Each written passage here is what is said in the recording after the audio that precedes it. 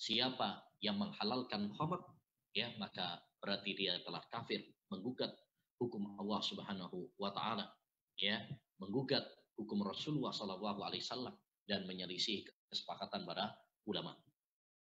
Dan haramnya khamar, ma'asyiral muslimin wal muslimat rahimani wa rahimakumullah, ya, karena di dalam khamr ini banyak kerusakan-kerusakannya. Banyak kerusakan-kerusakan. Betapa banyak dengan sebab orang itu mabuk, akhirnya terlontar ucapan-ucapan yang kotor, ya, ngajak tengkar, tawuran. Demikian juga banyak terjadi kecelakaan, nabrak sana karena mabuk, ya. Bahkan terjadi pembunuhan, ya. Beberapa hari yang lalu kita dikejutkan ada seorang polisi, ya, yang mabuk kemudian membunuh, nembak, ya, 4 orang, 3 orang tewas, salah satunya TNI. Ini adalah salah satu contoh, ya, betapa bahayanya khamr, ya, bahayanya khamr. Karena orang kalau sudah minum khamr, dia nggak sadar apa yang dia lakukan, ya. Betapa banyak juga karena khamr, akhirnya kemudian orang itu berzina. Betapa banyak orang minum khamr, ya, membocorkan rahasia.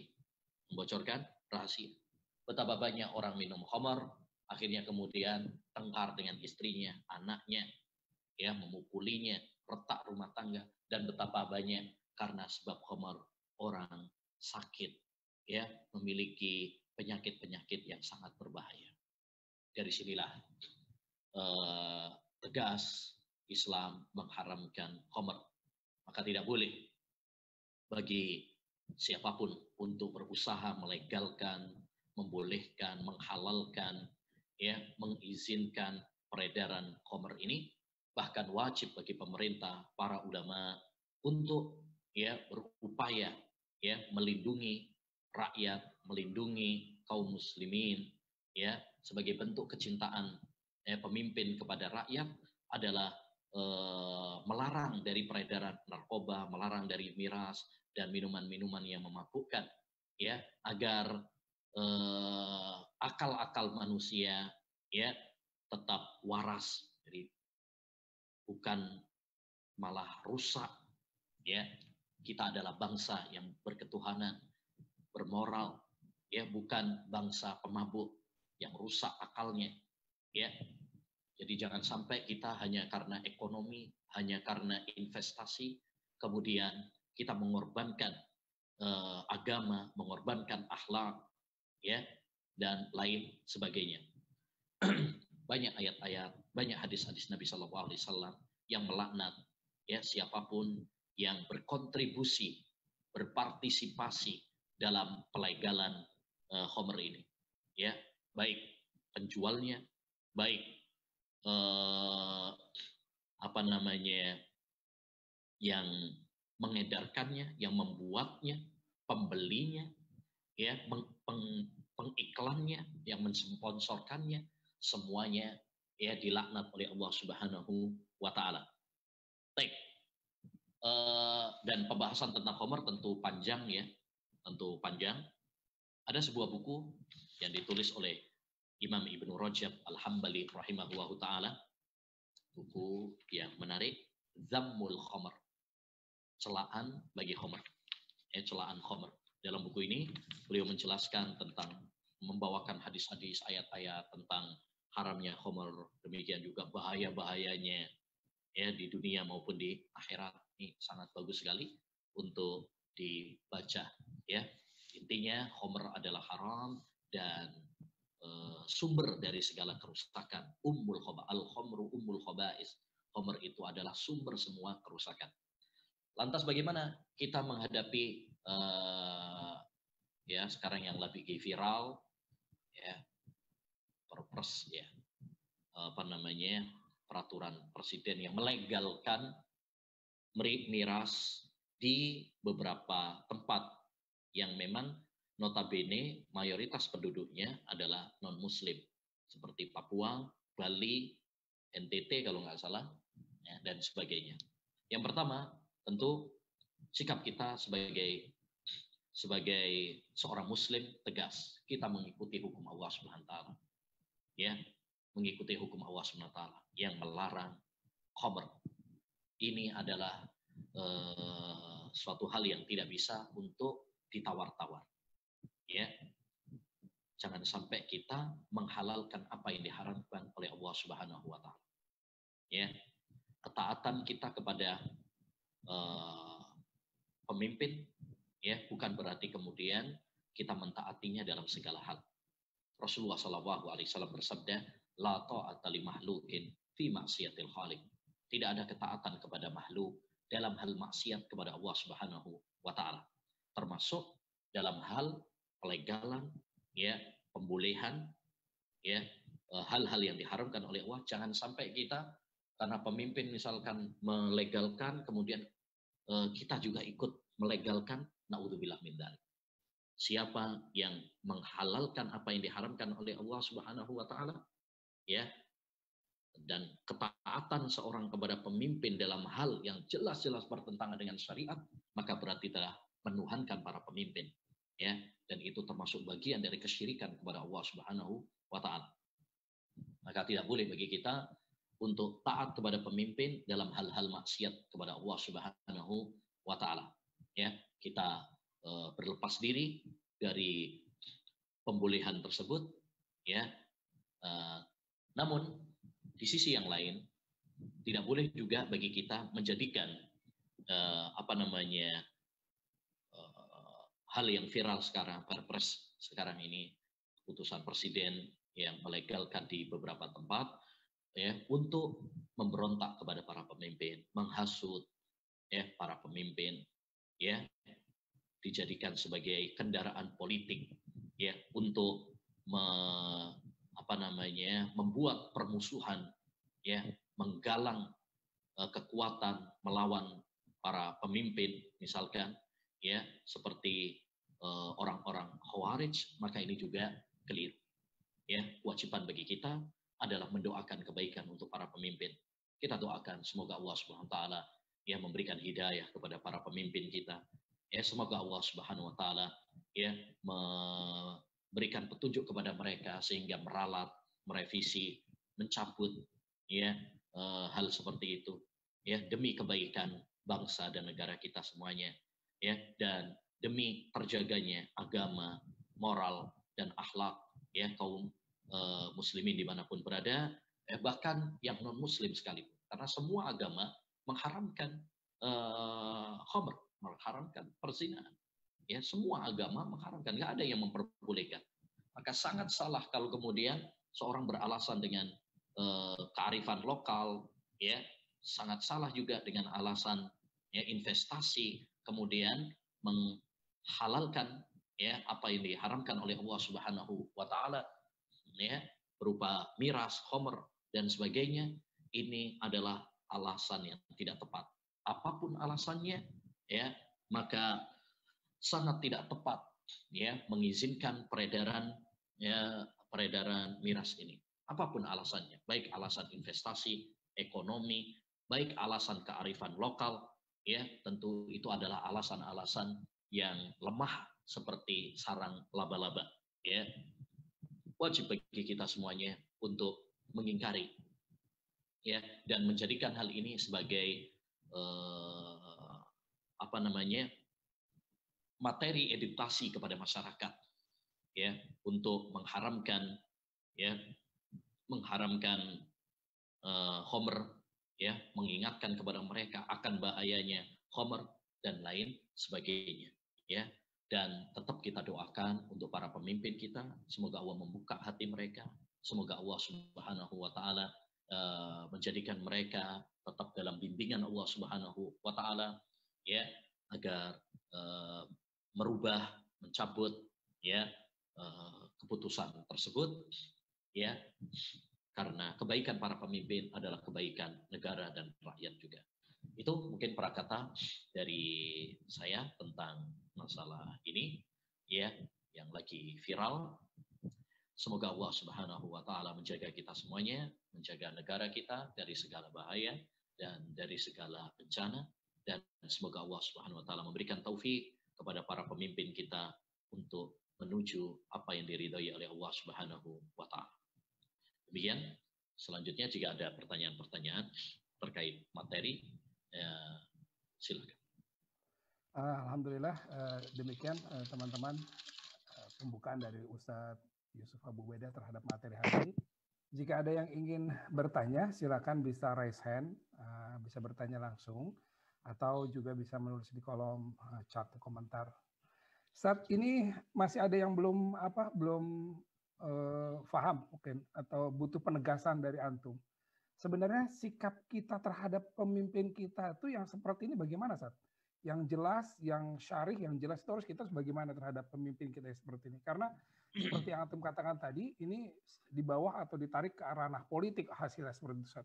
Monggo, Sat. Sikap kita jelas, ya. Kita mengingkari, ya, tidak ada toleransi dalam masalah ini, ya. Kita mengingkari khomer, mengingkari miras, narkoba dan sebagainya. Itu sudah final, tidak boleh dirubah-rubah karena itu hukum Allah Subhanahu wa taala. Apapun alasannya, maka kita mengingkarinya. Ya, hanya bagaimana sikap kita kepada pemimpin, ya. Di sini ada dua golongan yang bertolak belakang. Yang pertama, golongan yang berlebihan kepada para pemimpin. Sehingga ketika pemimpin misalkan melegalkan sesuatu yang diharamkan oleh Allah SWT, ya, mereka ikut-ikutan juga. Ada kan sebagian itu mengatakan investasi khamr itu diatur dalam usul fikih, misalkan. Jadi cari pembenaran-pembenaran yang tidak semestinya hanya karena secuil dunia. Ya, mereka membela membabi buta, ya, walaupun itu menerjang rambu-rambu agama, tentu ini tidak dibenarkan. Ya, berlebih-lebihan kepada pemimpin sehingga mentaati mereka dalam hal-hal yang maksiat kepada Allah SWT, menghalalkan apa yang diharamkan oleh Allah Subhanahu wa taala, maka ini tidak boleh. Tapi jangan juga kemudian karena sebab kesalahan pemimpin ini kemudian kita juga bermudah-mudahan dalam mengkafirkan para pemimpin, memberontak para pemimpin, ya, mengumbar kesalahan-kesalahan para pemimpin di mana memprovokasi rakyat untuk benci kepada para pemimpin, ya, tidak juga. Ya, sikap kita tengah-tengah. Kita tetap menghormati para pemimpin, tapi dalam hal yang maksiat maka kita tidak taat kepada mereka. Tetap kita doakan kebaikan untuk para pemimpin kita. Ya, seperti tadi yang sudah kita. Ini sikap Ahlussunnah wal Jamaah. Sikap yang tengah-tengah antara murjiah, ya, para penjilat pemerintah, demikian juga antara khawarij yang memberontak para pemimpin, mengkafirkan para, bermudah-mudahan dalam mengkafirkan para pemimpin, ya, memprovokasi rakyat untuk memusuhi pemimpin dan sebagainya. Ahlussunnah wal Jamaah sikap mereka tengah-tengah dalam masalah ini. Jadi kita mengingkari khamr, mengingkari juga keputusan pemerintah yang melegalkan khamr di beberapa beberapa wilayah, ya, itu kita ingkari, ya, kita berlepas diri, ya, tapi bukan berarti juga kita kemudian bermudah-mudahan mengkafirkan para pemimpin, kemudian memberontak para pemimpin, menghasut rakyat untuk benci kepada para pemimpin, ya. Tetapi sikap kita adalah mendoakan kebaikan untuk para pemimpin. Semoga Allah membuka hati mereka, melapangkan dada mereka, ya, menerima masukan-masukan dan kritikan-kritikan, ya. Dan kita berdoa supaya itu direvisi, dicabut. Itu yang kita harapkan. Jadi sikap kita jelas, ya, tengah-tengah antara berlebih-lebihan kepada pemimpin dan berlebih-lebihan kepada dan meremehkan, merendahkan, memberontak para pemimpin. Ini sikap kita kepada pemimpin, ya. Adapun tentang khamrnya jelas itu sudah final, ya, tidak ada toleransi lagi. Karena itu hukum Allah Subhanahu wa taala tidak boleh dirubah-rubah dengan apapun alasan. Ya, alasan investasi, alasan kearifan lokal, ya, bukan sebuah alasan untuk membolehkan khamr.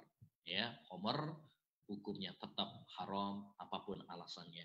Ya, di setiap tempat dan setiap zaman. Ya, jangan sampai dulu haram sekarang boleh, atau di sebagian itu di Arab haram, di sini boleh, atau di Jawa haram, ya, di sana yang misalkan mayoritas non muslim boleh, ya. Tidak ada seperti itu, ya, tidak ada seperti itu, karena hukum Allah Subhanahu wa taala adalah untuk setiap tempat dan setiap zaman, ya.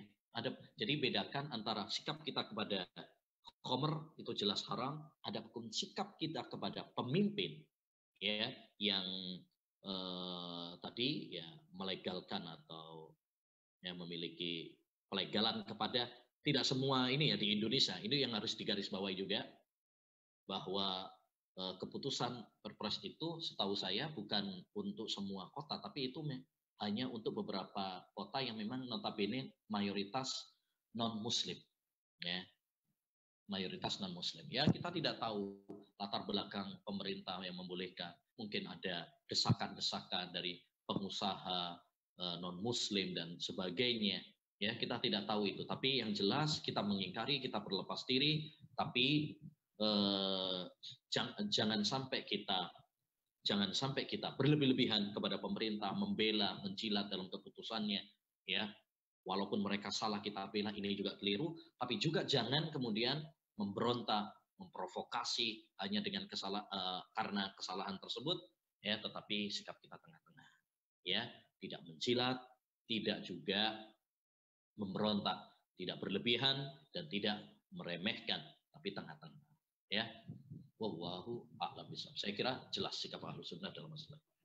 Nah, tadi antum katakan kan kita tidak bermudah-mudahan untuk mengkafirkan pemerintah ya, Sat ya. Nah, ya. Kalau pertanyaannya dibalik, kalau begitu sekarang ini apakah pemerintah itu sudah bisa dikatakan kafir karena mereka melegalkan apa yang Allah haramkan?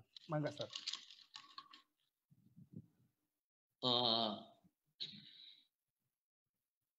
Tatkala ya pemerintah memberikan izin, ya, memberikan izin untuk investasi dalam tersebut, tentu itu suatu kesalahan jelas, ya, itu adalah suatu kesalahan.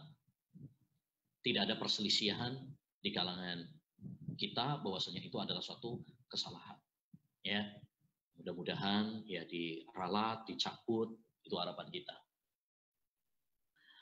Yang menjadi permasalahan, apakah berarti kemudian pemerintah dengan mengizinkan tersebut berarti langsung otomatis kafir? Ya, ini yang kita tidak boleh berlebihan, tidak boleh tergesa-gesa.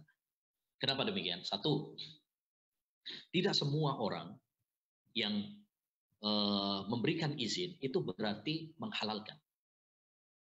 Contoh, pemerintah memberikan izin pendirian gereja, ya, apakah berarti dia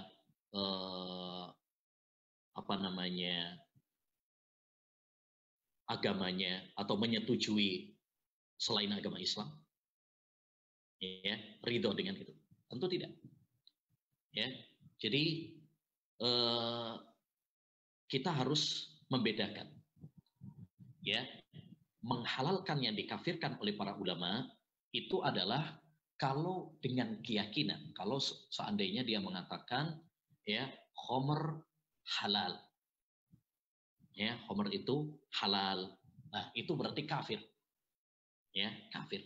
Adapun orang yang minum khamr, ya, minum khamr tidak kafir, dia dosa besar, tapi tidak mesti kafir. Kalau ada orang Muslim mabuk misalkan, apakah berarti kafir? Tidak.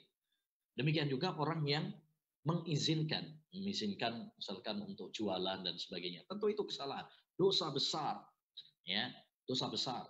Tapi apakah berarti kafir? Ya, apakah berarti dia menghalalkan? Ya, itu belum tentu, ya, belum tentu. Betapa banyak orang itu memberikan izin, tetapi karena desakan, ya, ada kepentingan luar yang kita nggak tahu, ya, namanya pemimpin atau negara, bisa jadi ada desakan-desakan dari sebagian kalangan, ya, pengusaha-pengusaha dan sebagainya, ya, yang menginginkan itu adalah dilegalkan, ya. Tapi apapun alasannya, tentu itu adalah suatu kesalahan. Tapi bukan berarti maksud saya semua yang minum, semua yang mengizinkan itu berarti menghalalkan. Bisa jadi dia menganggap bahwasanya itu adalah haram, ya, berarti itu adalah haram, tapi ini karena dunia, karena desakan dan sebagainya, sehingga tidak bisa kita pukul rata bahwasanya itu adalah apa namanya kafir. Ya, harus dibedakan antara orang yang minum khamar, bahkan sering minum khamar, orang yang mengizinkan pendirian peredaran miras, ya, dengan orang yang meyakini bahwasanya khamar itu adalah halal. Ya, kalau dia sampai meyakini ya khamar itu adalah halal, ini yang kafir. Ya, jelas. Tapi kalau misalkan orang itu mengizinkan peredaran khamar, tapi dia meyakini bahwasanya khamar itu haram, tapi karena desakan, karena dunia, iming-iming dunia dan sebagainya, akhirnya kemudian dia mengizinkan, ini tidak bisa dihukumi sebagai kafir. Intinya bahwa kita tidak boleh gampang-gampang mengkafirkan pemerintah karena kasus ini. Ini yang perlu kita garis bawahi. Ya, betul, itu kekeliruan, itu adalah kesalahan, kita berlepas diri ya dari hal tersebut, ya. Kita doakan supaya direvisi, kita berharap agar itu dicabut, ya. Tapi jangan juga gegabah untuk memprovokasi, untuk mengkafirkan, ya, karena ketergelinciran tersebut, ya. Jadi itu yang perlu digarisbawahi. Wallahu a'lam. Baik, saat ini sudah ada yang resen di kolom komentar. Yang pertama tadi Ahwildan Ismail. Ahwildan. Ini kopi susu ya, bukan kopi. miras. Bukan susu kopi, Ustaz ya? Iya. Mangga Ahwildan. Ahwildan silakan. Bismillahirrahmanirrahim. Assalamualaikum, Ustaz. Bagaimana sikap kita sebagai nama Wildan Ismail dari Bandung, Ustaz. Mangga silakan Kang Wildan. Kang Wildan silakan. Kang Wildan, mangga silakan. Bagaimana sikap kita, Ustaz, dalam menghadapi atau beradab kepada ustadz-ustadz yang beliau ahlus sunnah tapi tergelincir dalam hal ini, Ustaz? Adakah yang kayak gitu? Ada yang kayak begitu? Ya, halo. Tergelincirnya gimana? Emang ada yang menyetujui dalam ikut-ikutan dalam memposting foto-foto yang kita tahu bahwa itu agak sedikit tidak dilakukan oleh ustadz salaf, namun ada ustadz salaf di Bandung yang melakukan itu tergelincir lah, Ustaz. Nah, jelasnya gimana biar nggak salah Ustadz ini menanggapinya? Misalnya gimana Ahwildan? Seperti memposting itu saat foto-foto menolak legalisasi miras seperti itu kan? Oh, jadi cuma poster-poster saja gitu ya? Gitu. Oh, poster aja saat. Tapi di sosmed begitu ya maksudnya ya? Nah, menyebarkan poster pemerintah saat ini sedang salah, seakan-akan seperti itulah. Nah. Oh. Bisa ditangkap saat Yusuf? Iya. Ya, tadi seperti tadi sudah kita sampaikan, sikap Ahlus Sunnah wal Jamaah itu adalah pertengahan. Ya, pertengahan. Kita mengingkari, kita berlepas diri terhadap khamr, adapun terhadap para pemimpin, kita tidak boleh membela. Kalau keliru, tidak boleh bagi kita membela. Ada sebagian yang membela, ya, sampai cari-cari usul fikih untuk demi membela tadi. Ya, lucu juga ada yang pakai usul fikih mala yatimul wajib illa bihi fahuwa wajib, ya, untuk kemaslahatan umat, termasuk investasi itu untuk kemaslahatan, tidak tegak kecuali dengan investasi miras, maka investasi miras pun jadinya wajib. Naudzubillah. Ini penggunaan kaidah yang bukan pada tempatnya demi menjilat pemerintah, membela pemerintah. Ini tentu keliru. Tapi juga kita ingatkan juga jangan sampai ketergelinciran pemerintah, kesalahan pemerintah dalam masalah ini kemudian dijadikan sebagai alat untuk memberontak, memprovokasi kepada para pemimpin, ya, membuat api kebencian kepada para pemimpin. Ini juga bukan manhaj Ahlussunnah wal Jamaah. Ya, sikap kita tengah-tengah antara dua hal tersebut, tidak berlebihan memuji dan membela pemerintah walaupun salah tetap dibela, tapi juga tidak memprovokasi, ya, tidak juga tidak memberontak, ya. Kita doakan.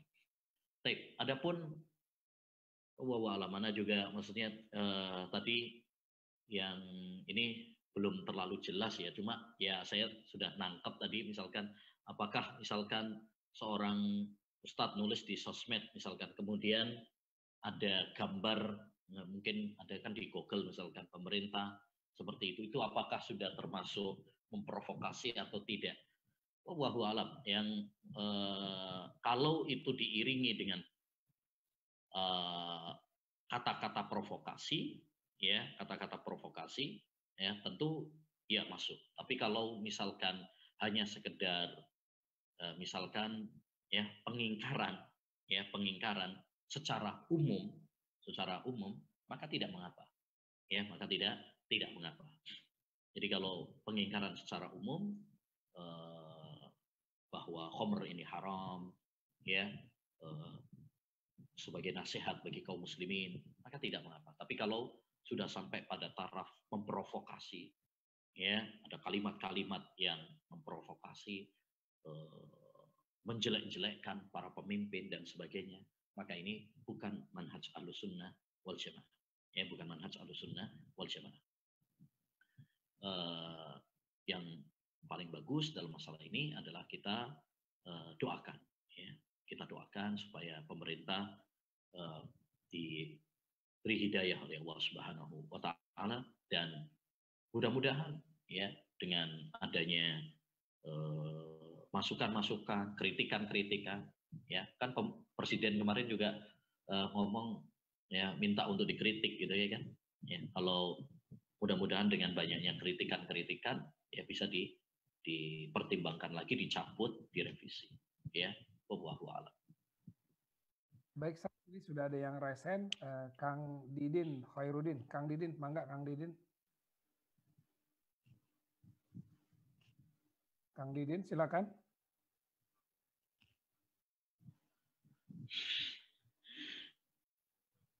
Kang Didin.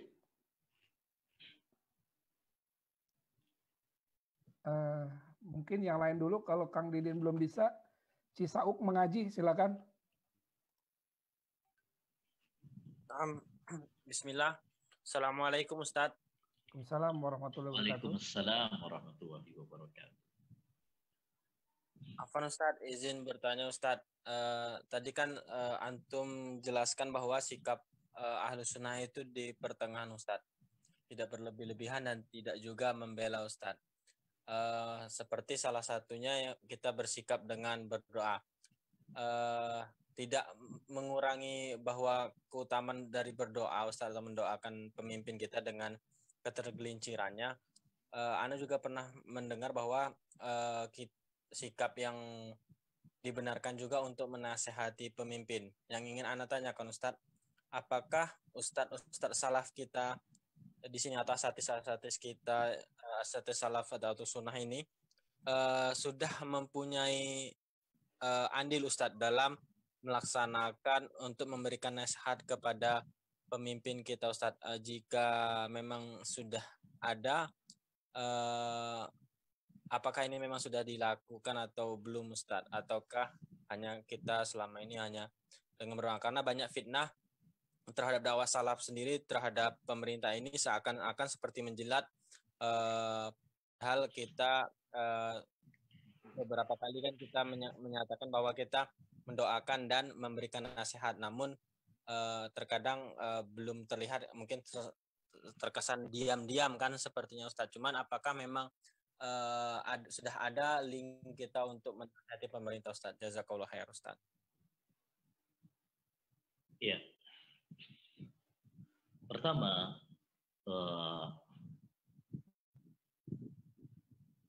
bentuk dari nasihat kepada para pemimpin itu luas. Termasuk kita mendoakan, itu juga bagian dari nasihat kepada para pemimpin. Mendoakan kebaikan untuk para pemimpin, itu bagian dari nasihat kepada para pemimpin. Ya, kemudian kita mengingatkan umat, ya, dengan dakwah kita, dengan ilmu kita, itu juga bagian dari nasihat. Itu yang pertama. Yang kedua, bahwasanya yang menyampaikan nasihat kepada para pemimpin itu tidak mesti kemudian diumumkan, ya, diumumkan. Ada nasihat itu bisa dengan secara rahasia, ya, karena kita tahu beda antara kita menasehati anak kita sendiri dengan menasehati orang tua, ya. Demikian juga beda antara kita menasehati misalkan bawahan kita dengan menasehati para pemimpin. Ya, menasehati para pemimpin adalah dengan cara-cara misalkan dengan surat, dengan kita lewat orang yang terdekat dengannya, ya. Itu.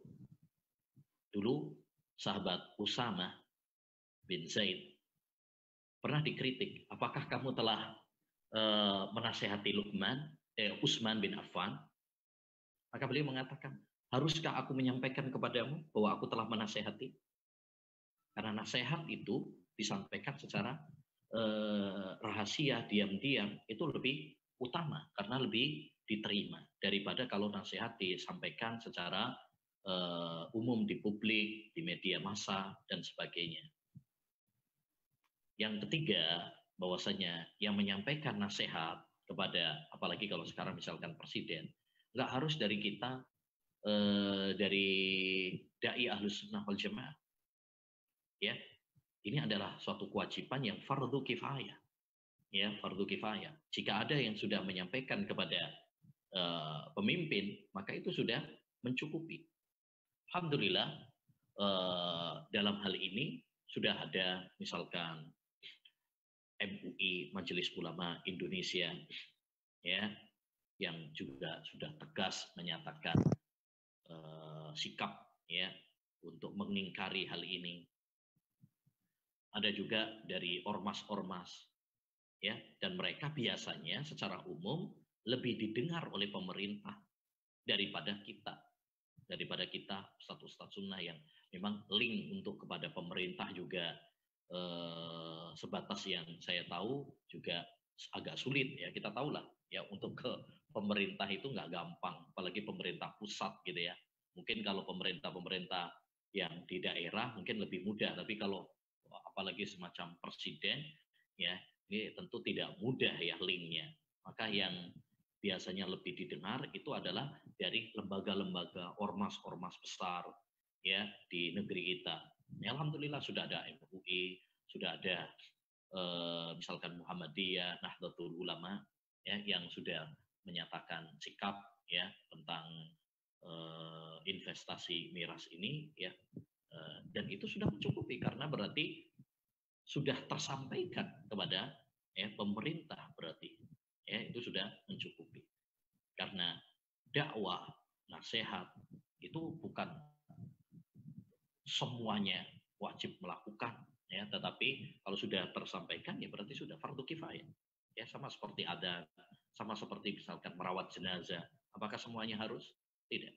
Nah, sebagian sudah melaksanakan, ya, berarti gugur bagi yang lainnya. Poin yang selanjutnya juga adalah bahwa menyampaikan nasihat kepada para pemimpin itu adalah sesuai dengan kemampuan. Sesuai dengan kemampuan. Fattaqullaha mastata'tum. Bertakwalah kepada Allah Subhanahu wa taala semampu kalian. La yukallifu nafsan illa wus'aha. Allah tidak membebani suatu jiwa kecuali, ya, kecuali semampunya. Ya, tentu ya,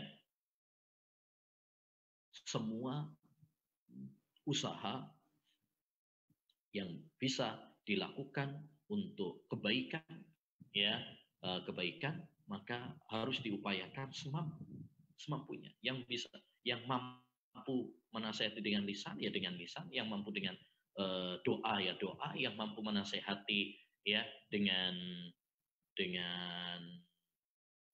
tulisan ya tulisan.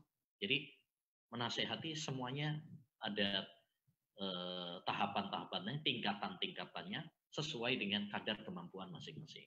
Ya, misalkan kita karena nggak punya link, misalkan untuk menasihati ketemu langsung, misalkan, ya berarti dengan doa.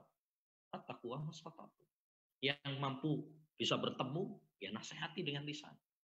Yang mampu dengan tulisan, nyuratin, misalkan, ya maka lakukan, ya lakukan sesuai dengan posisinya masing-masing, ya sesuai dengan kemampuan masing-masing, ya. Jadi jangan kemudian dipaksa bahwasanya wah ini ustadz sunnah juga harus menasehatin, misalnya. Semuanya ada kemampuannya, ya mampu apa tidak. Kalau mampu alhamdulillah. Tapi kalau misalkan memang tidak mampu ya berarti tidak ada dosa. Apalagi tadi sudah diwakili oleh yang lainnya. Kita bukan para politikus yang ambisi dengan kekuasaan istana, ya bukan juga orang-orang ormas, ya. Tapi kita adalah berupaya untuk mengamalkan ya agama kita sesuai dengan Al-Quran dan Sunnah Nabi SAW, ya semampu kita, ya. Nah, jadi kalau memang ada link yang mampu, ya alhamdulillah. Kalau tidak, ya tidak berdosa insya Allah. Yang penting kita lakukan semampu yang kita bisa. Diantaranya adalah dengan doa, ya diantaranya adalah dengan doa, nasihat kepada umat, ya sikap yang benar dan sebagainya. Wallahu a'lam. Baik, saat ini ada yang ingin bertanya langsung, raise hand. Abu Muhammad, silakan Kang Abu Muhammad.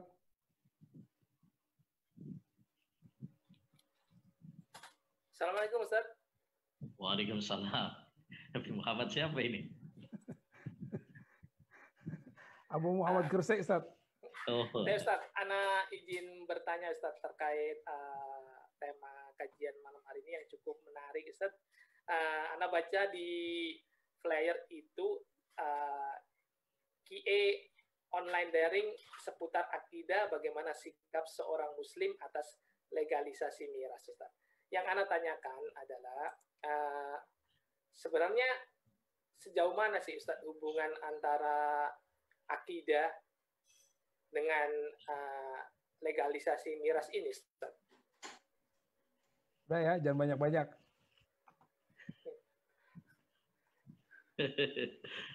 Taib, maksudnya hubungannya dengan akidah ya? Ya betul Ustaz. Taib, hubungannya dengan akidah ya pertama khamr itu merusak agama, merusak akidah, merusak iman. Ya, itu satu. Ya. Sebagaimana dalam hadis ya bahwa Nabi SAW mengatakan orang kalau minum khamr berarti dicabut iman dari hatinya.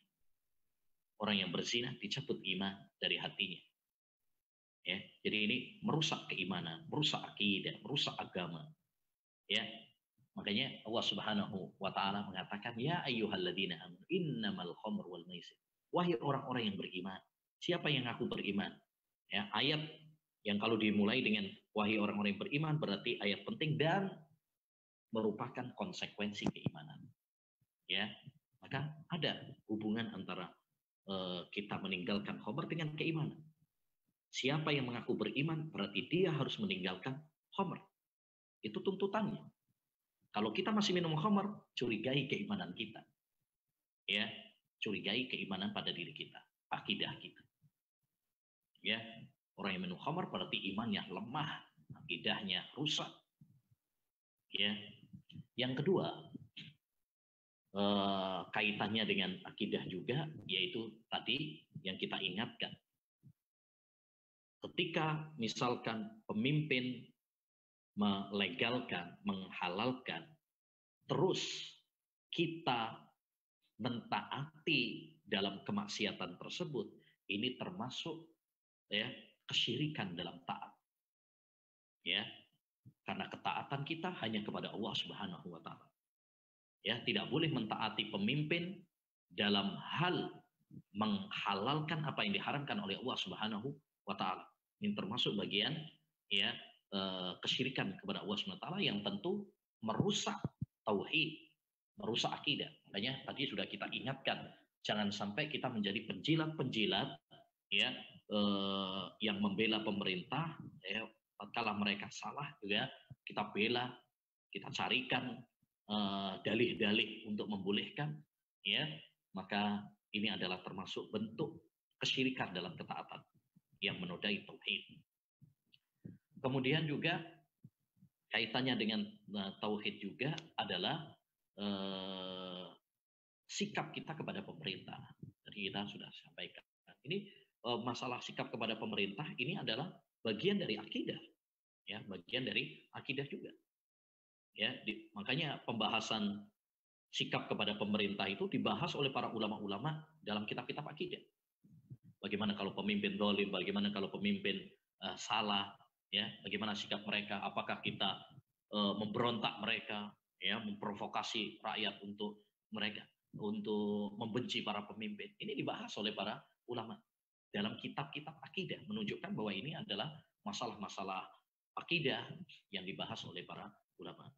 Jadi pembahasan ini kaitannya dengan akidah cukup erat, ya, cukup erat tentang masalah haramnya khamr, bahwasanya itu bisa dan itu bisa merusak iman, bisa merusak akidah, ya, dan keharaman khamr itu adalah suatu final.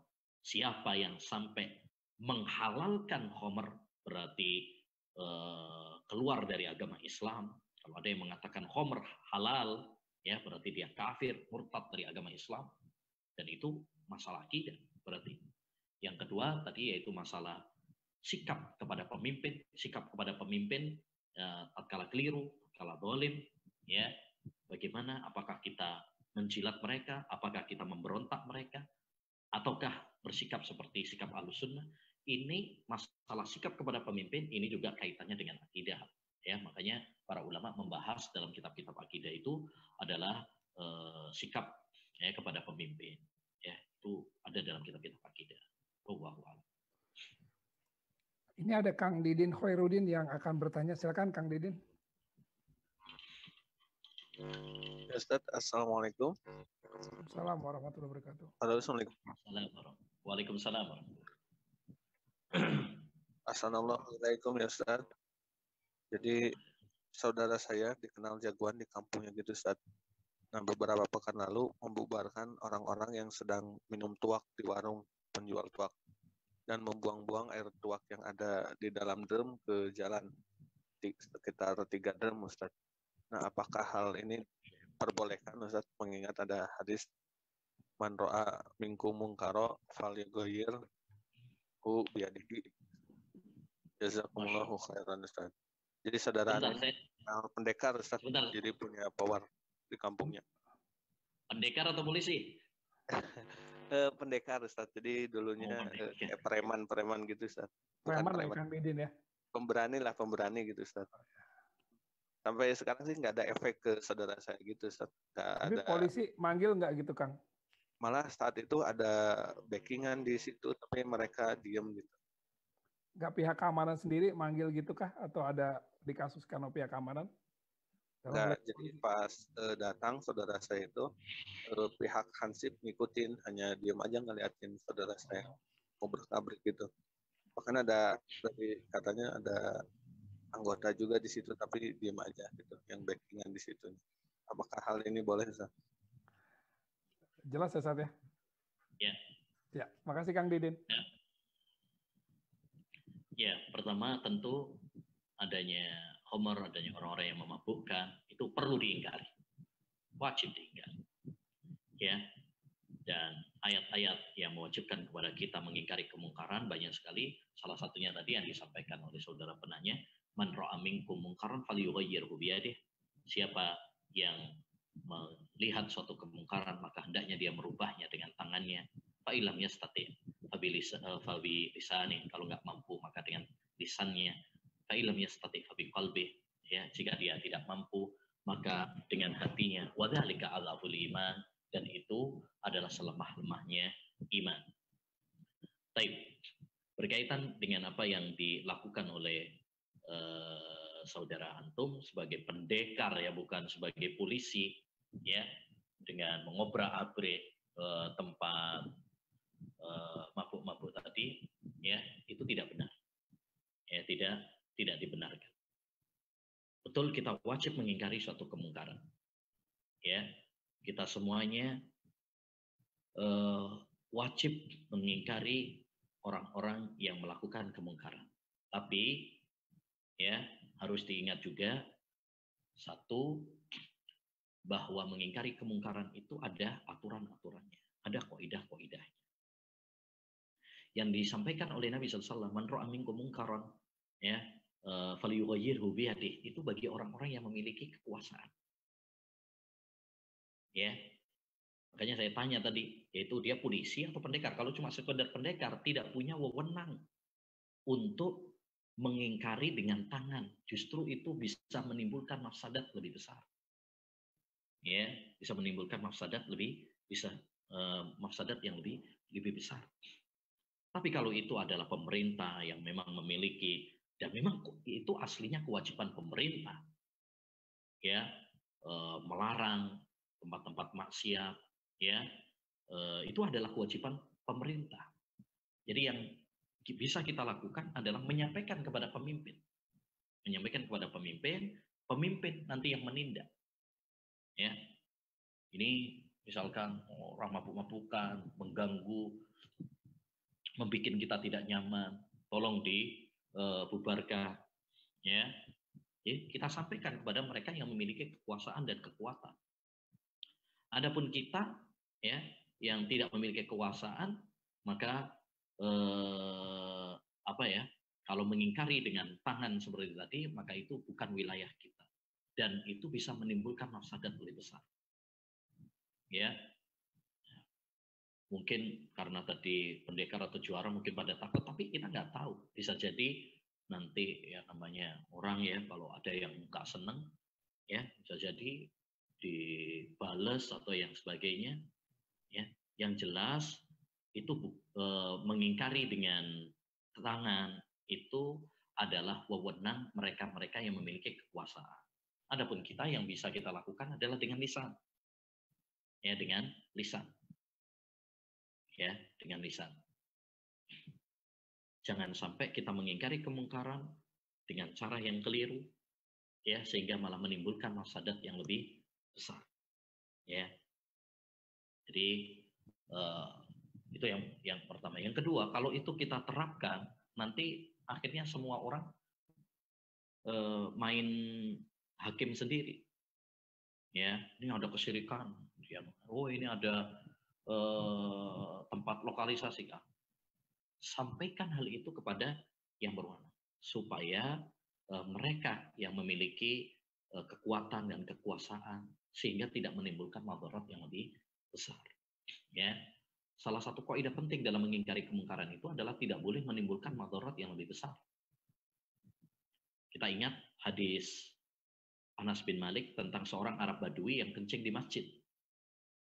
Dia kencing di masjid, diingkari oleh Nabi SAW, diingkari oleh para sahabat.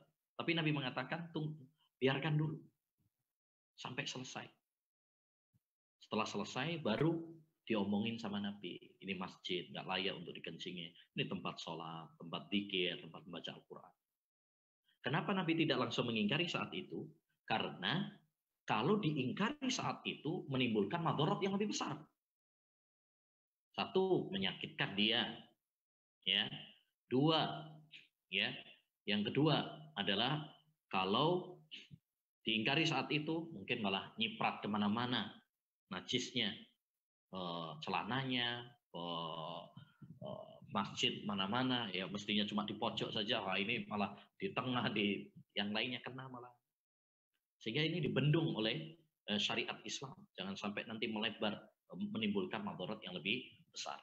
Makanya Imam Ibnul Qayyim dalam kitabnya I'lamul Muwaqqi'in mengatakan mengingkari kemungkaran itu ada 4 tahap, ada 4 tingkatan. Satu, kalau kita yakin bahwasanya kemungkaran tersebut ya hilang dan diganti dengan yang baik, ya dari syirik menuju tauhid. Nah, ini wajib untuk kita ingkari. Yang kedua, kalau kemudian menimbulkan madarat yang lebih besar, maka tidak boleh untuk diingkari. Yang ketiga, kalau sejajar, ya kalau sejajar, misalkan kita ingkari, kemudian beralih kepada kemungkaran yang sejajar, ya maka ini perlu dipertimbangkan, ya mana yang lebih rendah. Kemudian yang keempat adalah bisa berubah tapi lebih rendah, misalkan dari miras, misalkan ke rokok, ya sama-sama berbahaya, tapi ini lebih kecil madaratnya, ya lebih kecil madaratnya. Atau misalkan ya antara syirik ya dengan maksiat, ya tentu maksiat lebih rendah. Jadi kalau misalkan tadi mengingkari mabuk-mabukan, nanti yang lainnya juga seperti itu.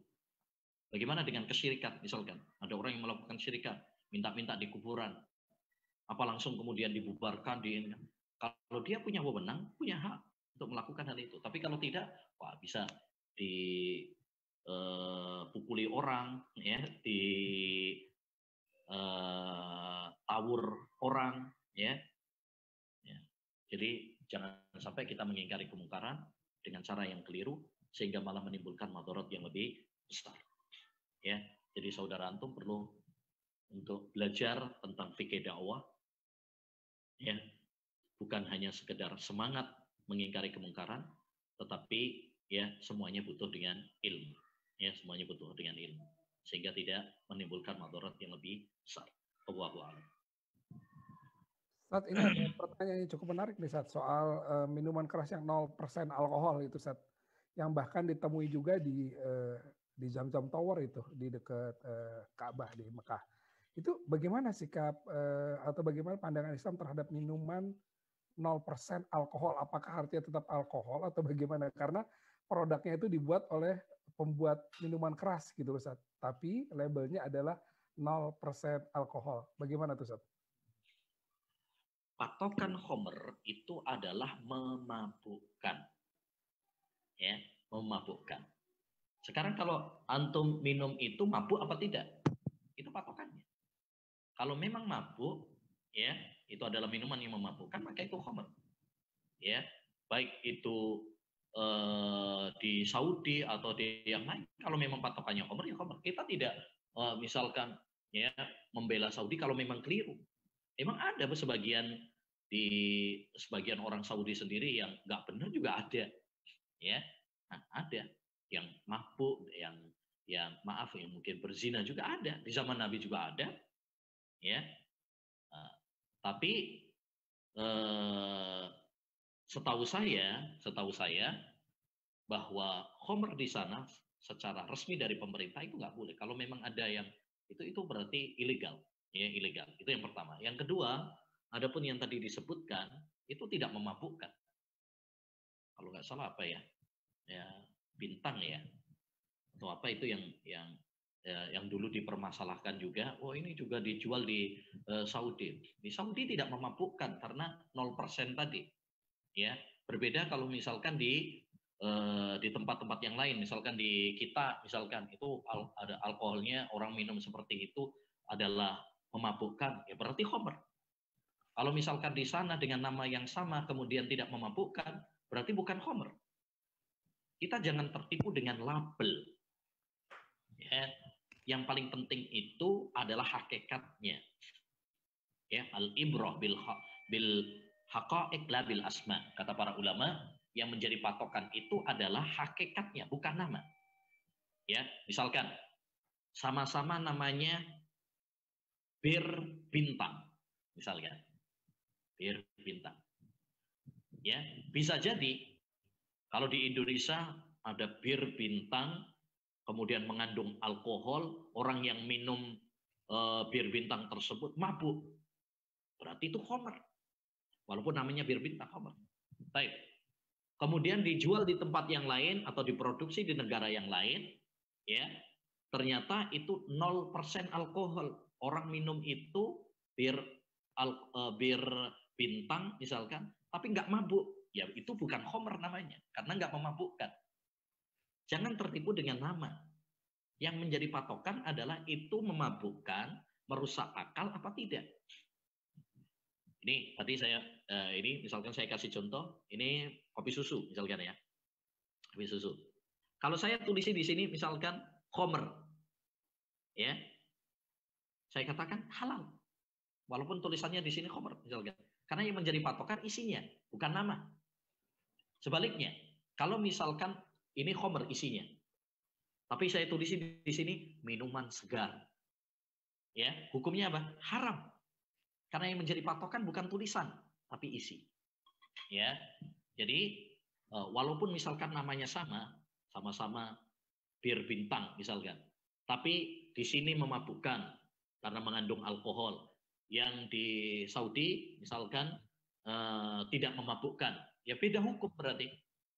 Ya, beda hukum. Karena patokannya bukan nama, tapi patokannya itu memabukkan apa tidak. Ya, nah itu ini penting karena sebagian ada yang dulu, wah itu buktinya dijual juga di Saudi. Ya, beda. Di Saudi kalau yang resmi, ya tidak mungkin dijual secara terbuka. Ya, secara terbuka karena semuanya dalam pengawasan. Apalagi seperti dulu yang dipermasalahkan itu, ya apa ya nama itunya kalau nggak salah ya itu juga, itu minuman itu dijual secara terbuka dan itu tidak memabukkan, jadi tidak mengapa, ya tidak mengapa. Apalagi misalkan yang dijual di Tower Zam-Zam misalnya, ya, setahu saya itu tidak memabukkan, berarti hukumnya adalah boleh. Ya, hukumnya adalah boleh. Jadi jangan tertipu dengan nama. Ya, jangan tertipu dengan nama, itu memabukkan atau tidak. Tidak semua yang mengandung alkohol berarti memabukkan. Banyak obat mengandung alkohol tapi nggak memabukkan. Maka hukumnya itu boleh. Ada makanan juga mengandung alkohol tapi tidak memabukkan. Maka itu hukumnya adalah boleh. Jadi patokannya memabukkan atau tidak. Wallahu a'lam. Satu tadi pertanyaan terakhir, Ustaz, monggo diberikan closing statement untuk acara atau kajian malam ini. Monggo, Ustaz. Ya, sebagai penutup, pertama, apa yang lagi viral sekarang itu adalah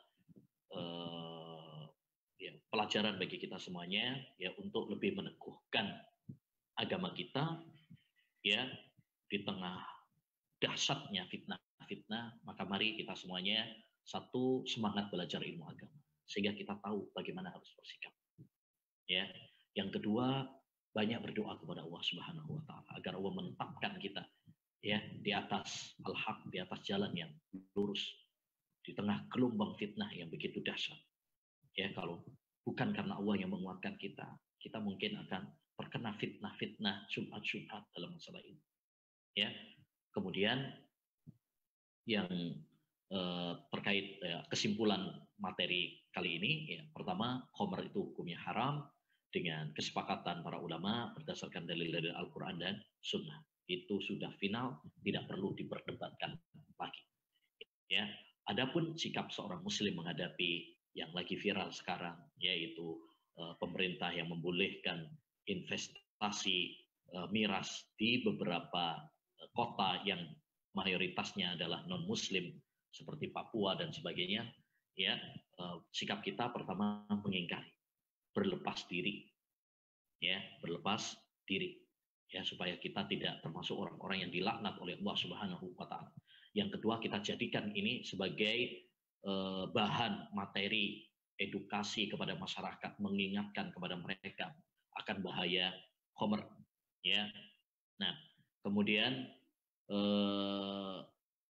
Yang ketiga, jangan sampai kita membela ya pemerintah kalau memang keliru, nggak boleh ditaati ya.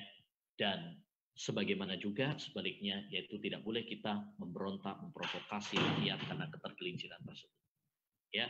Yang kewajiban bagi kita adalah mendoakan kebaikan untuk para pemimpin kita supaya diberi hidayah oleh Allah, dibimbing oleh Allah Subhanahu wa taala, dan harapan kita mudah-mudahan itu bisa direvisi dan dicabut demi kebaikan bersama ya untuk negara dan bangsa yang kita cintai ini, yaitu negeri Indonesia. Demikian yang bisa disampaikan, kurang lebihnya mohon maaf. Bila ada kata-kata yang tidak atau kurang berkenan atau yang keliru, kami mohon maaf dan mohon istighfar kepada Allah Subhanahu wa taala. Kita tutup dengan doa kafaratul majelis. Subhanakallahumma wa bihamdika asyhadu an la ilaha illa anta